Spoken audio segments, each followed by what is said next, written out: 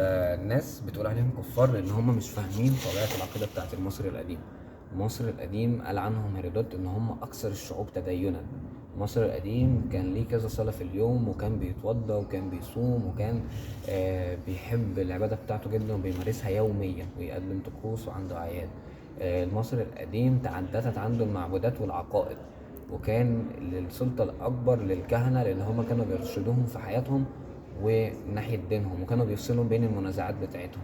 مصر القديم عنده قوانين دينه كان بيفرضها عليه. لما نيجي مثلا نبص لكتاب الخروج للنهار، لما يجي يقف قدام أوزير ويتكلم عن ان انا مثلا ما لوثتش ماء النهر، ان انا ما قتلتش، لم اقتل هرة مثلا، لم الوث ماء النهر، لم ازني، لم اسرق، لم ما بكاش حد حزين. كان بيركز في تفاصيل 42 اعتراف مركز فيهم. لما نيجي نبص نلاقي ان هي قمه الانسانيه، اللي هو انا ميه النيل انا ما لوثتهاش. كان بالنسبه للمصري القديم دي جريمه، فازاي ده حد ما عندوش دين؟ المصري القديم اول حد موحد بالله من قبل كمان عصور ما قبل التاريخ. الفكرة ان المصري معبودات. القديم كان عنده معبودات فعلا، ولكن هو كان دايما يؤمن ان في اله واحد هو اللي خلق وهو اللي كون الكون ده كله، ولكن المعبودات دي هي الصفات الالهية. يعني مثلا ندي مثال، مثلا ايام المصري القديم كان في الطاعون. فمرض الطاعون ده كان بيتنقل عن طريق الفئران. فاحنا عارفين طبعا الخناقه اللي بين توم وجيري، القط والفار. فكان دايما البيت اللي يكون فيه قطه ما يبقاش فيه المرض ده، فافتكروا ان او شافوا ان قوه الشفاء اللي في ربنا الكبير قوي ده تتجسد في صوره القطه. فدعاها باسطت وعبدها وقدسها، ولكن هو ما عبدهاش لو انا بعبد الحيوان ده، انا بعبد القوه الخفيه اللي في ظهرها زي الشمس. هو ما كانش بيعبد الشمس، وكان بيعبد قوه الاله المكنونه او اللي ظاهره جوه الشمس. هو كان طبعا بيتأثر بالبيئة المحيطة بيه. يعني مثلا واحد كان عايش في صحراء، حبة زرع، بيوت بسيطة، حيوانات، ما كانش عنده مثلا تكنولوجي ولا العمارة ولا الكلام اللي هو احنا عايشين فيه ده دلوقتي. فلما يجي يتأثر في الكتابة بتاعته كان بيتأثر طبعا بالبيئة المحيطة بيه. لما يجي يتأثر بالعبادة بتاعته كان هيصور، يعني مثلا لما يجي نبص حتحور مثلا كانت تتصور يا امرأة كاملة، يعني جسم امرأة وراس بقرة، لا إما تبقى بقرة كاملة. وفي زيها تاني نوت وحاط وباط وحاجات كده كتير، يعني كان لهم اسامي كتير. المصري القديم كان يعبد اله واحد، ولكن كان ليه حوالي 3000 معبود، وده بنلاقيه في كتاب والس باتش آلهة المصريين. دور. لو جات لك فرصة ورحت معبد من المعابد المصرية أو معابد البطلمية، واللي هي هتلاقيها منتشرة في محافظات الصعيد أكتر، هتشوف إن ليها تصميم معماري مبني على فكر عقيدي لمصر القديم. هو مش مجرد مبني كده وخلاص. يعني مثلا هتلاقي المعبد في الاول زي حصن وفناء الاعمده، وتخش لحد ما توصل لقدس الاقداس وهو بيبقى فيه التمثال بتاع المعبود، وهتلاقي غرف لتحضير القرابين والكلام ده كله. هتيجي مثلا تطلع بره او على حافه المعبد من بره على اليمين هتلاقي مثلا الموميزي، وممكن تلاقي موميزي تاني منفصل بره المعبد، وممكن تلاقي حاجه اسمها حجره الولاده الالهيه. فكل ده اماكن كان لها طقوس مبنيه على عقيده للمصري القديم، مش مجرد رسم كده وخلاص. هتلاقي حاجه اسمها البحيرة المقدسة اللي كانت الناس والكهنة كانوا بيتوضوا منها وبيغتسلوا منها، موجودة. الكلام ده فين؟ هتلاقوه في دندرة، وهتلاقيه في الكرنك، وهتلاقيه في معظم أو أغلب المعابد، ما كانش كلها يعني.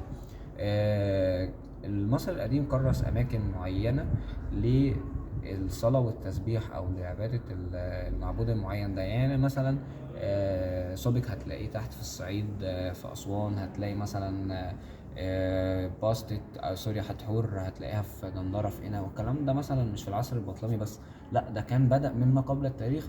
واحنا طبعا لقينا آثار في كل المعابد دي، لقينا آثار بتتكلم ان المبنى فضل يتطور. يعني العبادة موجودة من قبل نعرمر، وفضلت تستمر دولة وسطى، دولة قديمة، دولة وسطى، دولة حديثة، عصر متأخر، يوناني وروماني.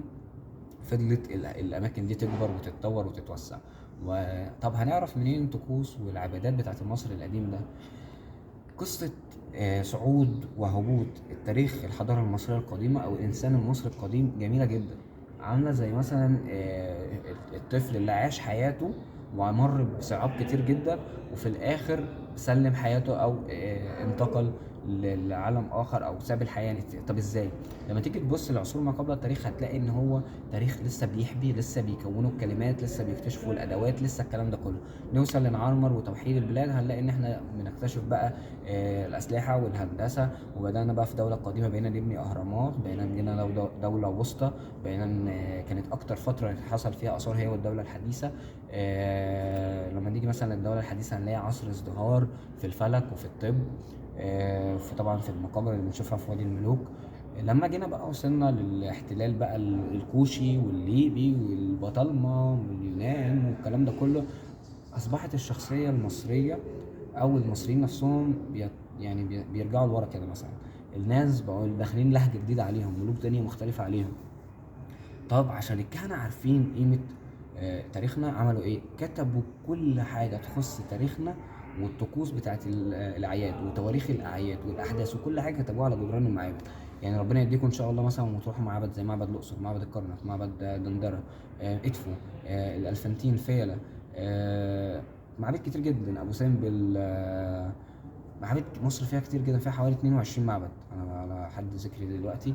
فكل المعابد دي هتلاقي ان بالذات زي دندره مثلا او اسنا، مفيش مكان صغير قد كده غير ما مكتوب فيه حروف مصريه قديمه، اللي هو الخط المقدس، الخط الهيروغليفي، بتحكي فيه تفاصيل تاريخنا وتفاصيل العباده بتاعتنا، ان احنا زمان اجدادنا كانوا بيعبدوا الكلام ده كان بيت ربنا بالنسبه لنا. ده كان زي ما بنقول دلوقتي الكنيسه او الجامع لما احنا بنروح النهارده، لا ده كان زمان بيت ربنا بالنسبه لنا، الناس بتروح تأدي الطقوس هناك. فلما تيجي تبص على الجدران، وفي طبعا وفود وفي مصريين كتير بيدرسوا الكتابات دي وبيدونوها.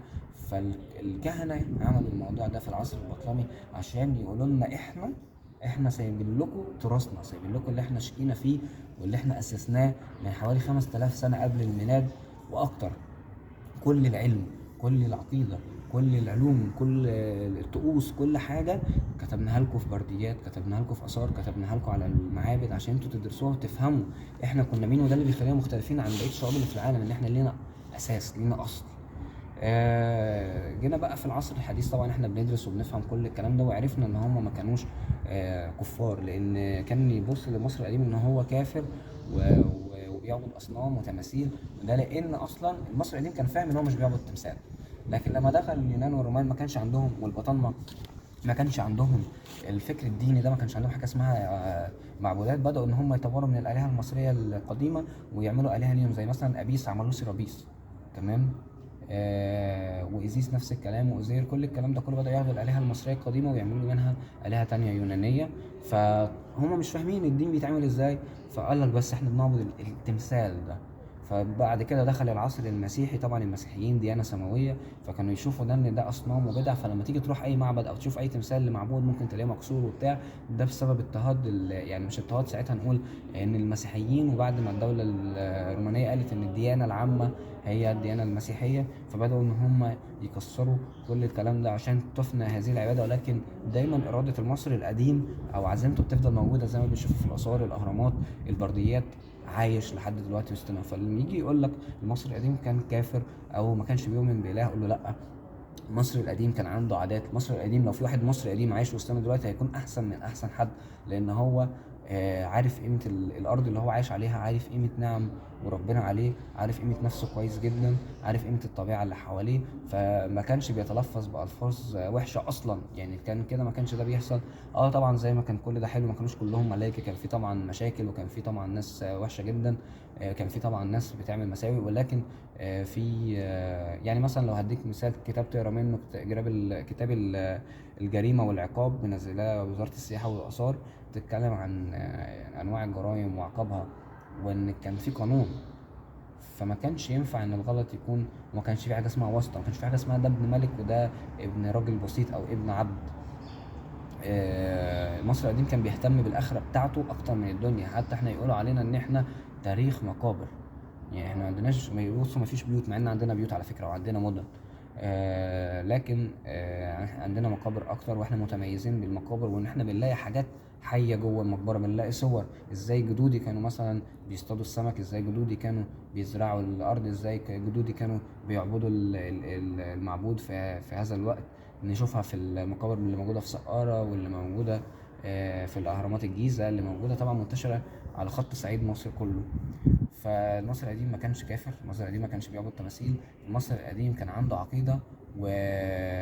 وكتب يعني بالنسبه له هي الكتب السماويه، بالنسبه له دي الكتب، ده بالنسبه له ده الوحي الالهي اللي هو ماشي عليه، وما كانش يتعارض مع الانسانيه خالص، ما كانش يتعارض، ما كانش يختلف عن التعليم اللي احنا ماشيين عليها دلوقتي. لما تيجي مثلا تقول ان الشتيمه حرام، كان نفس الكلام عند عند المصري القديم. عند مثلا الزنا مثلا حرام عند المصري القديم، انك مثلا انك تأذي حد بالكلام كان عند المصري القديم، انك تساعد المحتاجين ده كان عند المصري القديم. يعني هحاول اكتب لكم الجزء او اصور لكم الجزء وانزله في بوست اللي هو بتاع الاعتراف. 42 اعتراف كان بيقعد قصاد أزير، و42 معبود كان لما يقول مثلا انا ما لوثتش ماء النهر، تمام، فالمعبود ده يدي اللي هو ده حصل، ده الفكر المصري القديم طبعا. لو معبود واحد قال ان لا هو عمل كده مثلا وقال انا ما شتمتش، والمعبود ده قال لا، يصبح ان الشخص ده خاطئ، وان هو ما يخشش الايارو اللي هي حقول القصب او الجنه عند المصري القديم، ويخش النار يعني، او في جهنم بالنسبه لهم يعني. ودي صور حتى موجوده في الكرنك، موجود صوره للمصري القديم او للشخص، الناس اللي هم ما دخلوش الايارو، ان هم موجودين في بحيره من النار. في معلومات كتير نقدر نتكلم عنها في خصوص الديانة المصرية القديمة ونشأتها ومن أساطير الخلق، وإن هي موجودة، بدأت من أون، بعد كده بدأت من منف، بعد كده بدأت تاني من طيبة، وفي نظريات وصعود وهبوط، ولكن في المجمل خلقت لنا آه، جزء كبير جدا من الثقافة الدينية المصرية القديمة، اتعلمنا منها كتير ودرسنا فيها كتير، ولحد دلوقتي بندرس في أجانب كتير كتبوا عنها ومصريين. ولكن خليك عارف وفاهم إن المصري القديم ما كانش كافر، عارف إن في إله واحد هو اللي بنى الكون ده كله وهو اللي حافظ عليه. ولكن زي ما احنا بنقول دلوقتي في ملايكة، في أرواح، في جن، في الكلام ده كله، هو كان عنده نفس الفكرة دي، إن في قوة من ربنا هي اللي بتتحكم في الكون بأمر من الإله الواحد ده. زي ما جه اخناتون في الدولة الحديثة قال ان احنا نعبد اتون بس، وحاول يلغي فكرة المعبودات دي كلها.